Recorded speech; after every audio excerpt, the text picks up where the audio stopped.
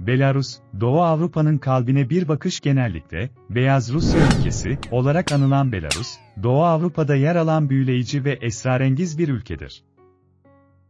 Doğuda Rusya, güneyde Ukrayna, batıda Polonya, kuzeyde Litvanya ve Letonya arasında yer alan Belarus, bölgede stratejik bir konuma sahip.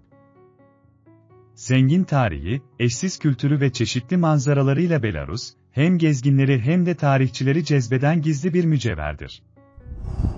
Coğrafi konum, Belarus, yemyeşil ormanları, bozulmamış gölleri ve engebeli ovaları içeren çok çeşitli bir coğrafyaya sahiptir. Doğu ve Batı Avrupa arasında bir köprü görevi gören ülkenin coğrafi konumu, kimliğinin merkezinde yer alıyor. UNESCO Dünya Mirası listesinde yer alan Białowieża Ormanı, Belarus'un doğal güzelliğinin en önemli örneği olup, ulusun simgesi olan Avrupa bizonuna ev sahipliği yapmaktadır. Kısa tarih, Belarus'un yüzyıllar öncesine dayanan hikayeli bir geçmişi var.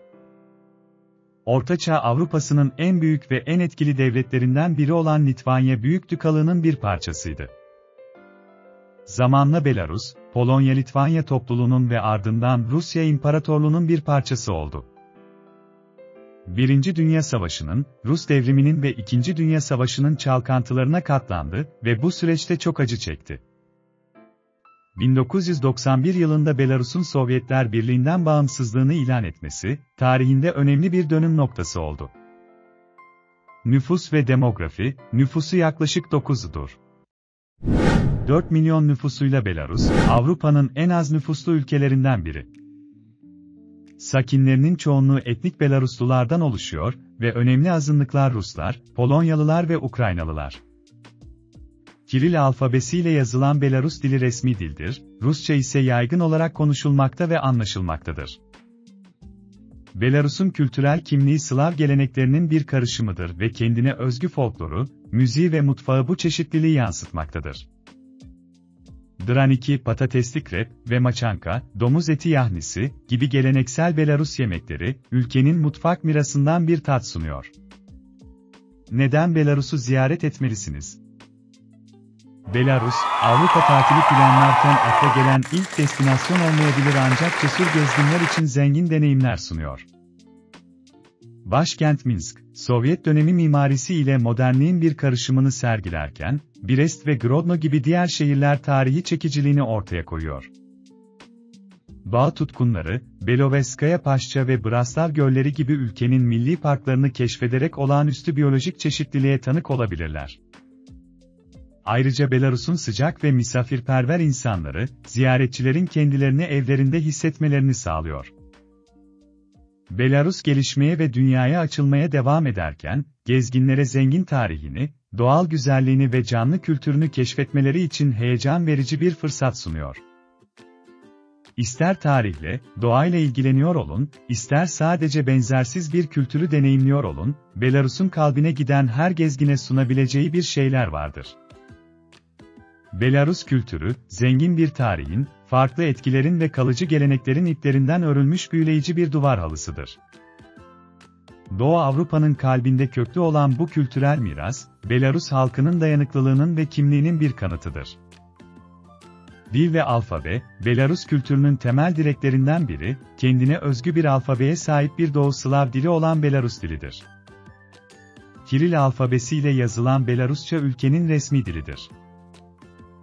Bununla birlikte, özellikle kentsel alanlarda Rusçanın da yaygın olarak konuşulduğunu ve anlaşıldığını unutmamak gerekir. Belarus dili, lirik güzelliğiyle milletin kimliğinin korunmasında önemli bir rol oynamaktadır.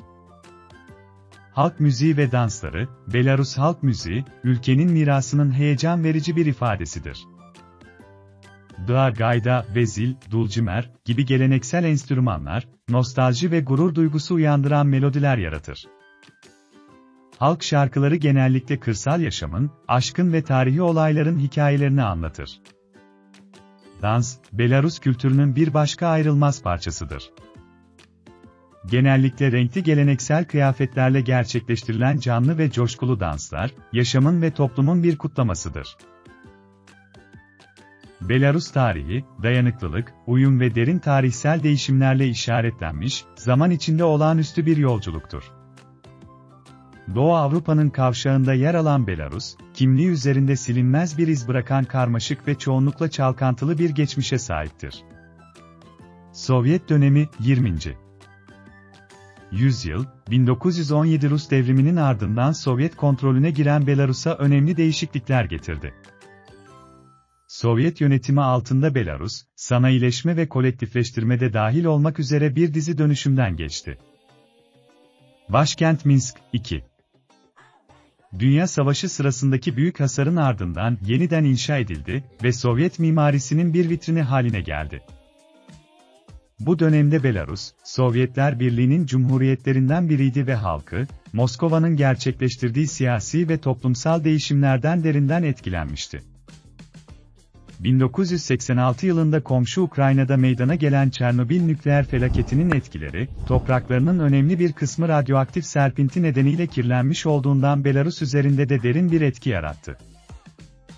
İkinci Dünya Savaşı ve Partizan Hareketi, İkinci Dünya Savaşı, Belarus tarihinde karanlık bir sayfaydı. Büyük bir yıkıma ve can kaybına maruz kaldı, çatışma sırasında nüfusunun tahminen 1/4'ü telef oldu. Belarus toprağı, Stalingrad Savaşı ve Leningrad kuşatması da dahil olmak üzere savaşın en acımasız savaşlarından bazılarına tanık oldu. Ancak Belarus Partizan Hareketi'nin Nazi işgaline karşı direnişin sembolü olarak ortaya çıkışı da bu dönemde oldu. Partizan savaşçılar sabotaj ve gerilla savaşı eylemleri gerçekleştirerek Alman ikmal hatlarını kesintiye uğrattı ve müttefiklere değerli istihbarat sağladı. Ailesinin acılarını bir günlükte belgeleyen genç kız Tanya Savicheva gibi önemli kişiler, dayanıklılığın kalıcı simgeleri haline geldi. Sovyetler Birliği'nden bağımsızlık, 20. yüzyılın sonları Belarus tarihinde önemli değişikliklere yol açtı. 1991 yılında Sovyetler Birliği'nin dağılmasının ardından Belarus, tarihinde önemli bir dönüm noktası olarak bağımsızlığını ilan etti. Ulusal bayrağını, marşını ve armasını benimseyerek benzersiz kimliğini yeniden teyit etti. Belarus'un Sovyet sonrası ilk Cumhurbaşkanı Alexander Lukashenko 1994'te iktidara geldi. Başkanlığına, uzun görev süresi ve siyasi baskı ve medya özgürlüğü gibi konulardaki tartışmalar damgasını vurdu. Belarus'un Rusya ile ilişkisi, yakın işbirliği dönemleri ve diplomatik gerilimlerle birlikte dış politikasının da odak noktası olmuştur. Tarihi miras ve kültürel miras, bugün Belarus, tarihi mirasına ve kültürel mirasına derin bir değer veren bir millet olarak ayakta durmaktadır. Ülkenin dört bir yanına dağılmış müzeler, anıtlar ve anıtlar, savaş zamanı deneyimlerine ve halkının fedakarlıklarına saygı duruşu niteliğindedir. Brest Kalesi ve Mir Kalesi gibi tarihi yerler geçmişle somut bir bağlantı sunuyor. Belarus halkı, kendine özgü dil ve folklorundan eşsiz mutfağına kadar zengin mirasıyla gurur duymaktadır.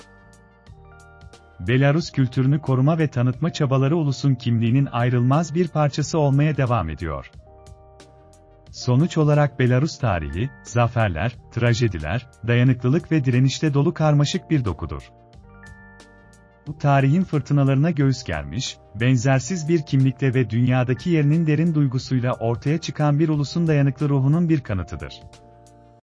Belarus 21. yüzyılda gelişmeye ve yolunda ilerlemeye devam ederken, tarihi gelecek nesiller için bir yansıma ve ilham kaynağı olarak hizmet ediyor. Doğu Avrupa'nın kalbinde yer alan Belarus, zengin bir endüstriyel mirasa sahip, çeşitliliğe sahip ve gelişen bir ekonomiye sahiptir. Verimli tarım alanlarından gelişen BT sektörüne kadar Belarus, ekonomik zorluklar ve fırsatlar karşısında dayanıklılık ve uyum sağlama yeteneği göstermiştir. Tarım ve çiftçilik, Belarus'un ekonomisinde ve kültürel kimliğinde çok önemli bir rol oynamaktadır. Ülkenin verimli toprakları ve elverişli iklimi onu tarıma son derece uygun kılmaktadır.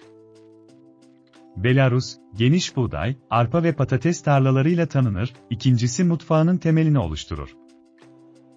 Peynir ve tereyağı gibi yüksek kaliteli süt ürünleri üreten süt endüstrisi de öne çıkıyor.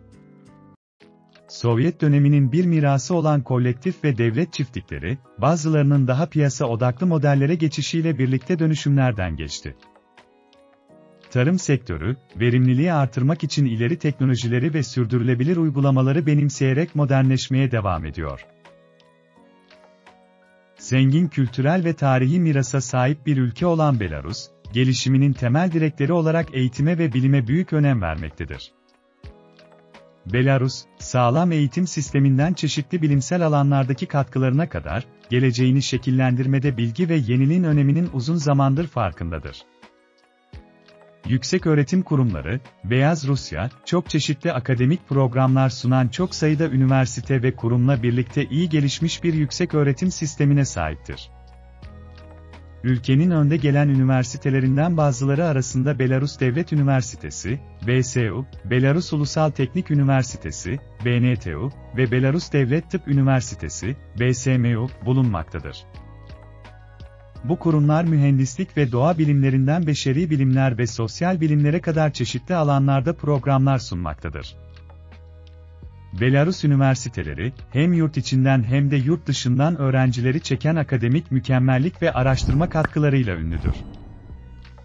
Bilimsel başarılar, Belarus çeşitli bilimsel alanlarda önemli ilerlemeler kaydetmiştir. Ulusun matematik, fizik ve kimya alanlarındaki başarılarıyla gurur verici bir geçmişi var. Belarus Ulusal Bilimler Akademisi, NAS, ülke içinde bilimsel araştırma ve yenilikçiliğin ilerletilmesinde merkezi bir rol oynamaktadır. Dikkate değer başarılardan biri, Belarus'un özellikle yüksek sıcaklık süperiletkenleri alanında süperiletkenliğin geliştirilmesine yaptığı katkıdır. Belaruslu bilim insanları, enerji verimliliğinden tıbbi tanıya kadar çeşitli uygulamalarla malzeme bilimi ve elektronik alanında çığır açıcı gelişmeler kaydetti. Yenilik ve teknoloji, Belarus aynı zamanda ekonomik büyümenin itici güçleri olarak yenilik ve teknolojiyi de aktif olarak desteklemektedir. Girişimciliği ve araştırma işbirliğini teşvik etmek için teknoloji parkları ve inovasyon merkezleri kurdu. Örneğin Minsk'teki Yüksek Teknoloji Parkı, hem yerli hem de yabancı yatırımların ilgisini çeken BT ve yazılım geliştirme şirketleri için bir merkez haline geldi. Özellikle BT sektörü, Belarus'un, Doğu Avrupa'nın Silikon Vadisi olarak ün kazanmasıyla dikkat çekici bir büyüme yaşadı. Ülkenin vasıflı iş gücü ve elverişli iş ortamı, BT şirketlerinin ve yeni kurulan şirketlerin başarısına katkıda bulunmuştur. Eğitim sistemi ve erişim, Belarus, vatandaşlarına erişilebilir ve kaliteli eğitim sağlamaya büyük önem vermektedir. Eğitim 16 yaşına kadar zorunludur ve ülkede okuma yazma oranı yüksektir. Hükümet, Belaruslu öğrencilerin kapsamlı ve modern bir eğitim almasını sağlamak için eğitim altyapısına, öğretmen eğitimine ve müfredat geliştirmeye yatırım yapıyor. Ayrıca Belarus, yüksek öğrenimi desteklemek için çeşitli burslar ve yardımlar sunarak geniş bir öğrenci yelpazesinin erişimine açık hale getiriyor. Ülkenin eğitime olan bağlılığı, eğitim sistemini değişen dünyanın ihtiyaçlarını karşılayacak şekilde sürekli iyileştirme ve uyarlama çabalarında açıkça görülmektedir. Uluslararası işbirliği, Belarus aktif olarak uluslararası bilimsel ve eğitimsel işbirliklerine katılmaktadır. Dünya çapındaki ülkelerle çeşitli akademik değişim programlarına ve araştırma ortaklıklarına katılmaktadır. Bu işbirlikleri, Belarus araştırmalarının küresel erişimini ve etkisini artırıyor ve ülkenin küresel bilim topluluğuyla bütünleşmesine katkıda bulunuyor. Sonuç olarak, Belarus'ta eğitim ve bilim, ülkenin ilerlemesi ve gelişmesinin temel itici güçleridir. Güçlü yükseköğretim kurumlarından bilimsel araştırma ve yeniliğe yaptığı katkılara kadar Belarus, geleceğinin temel unsurları olarak bilgi ve yaratıcılığa öncelik vermeye devam ediyor.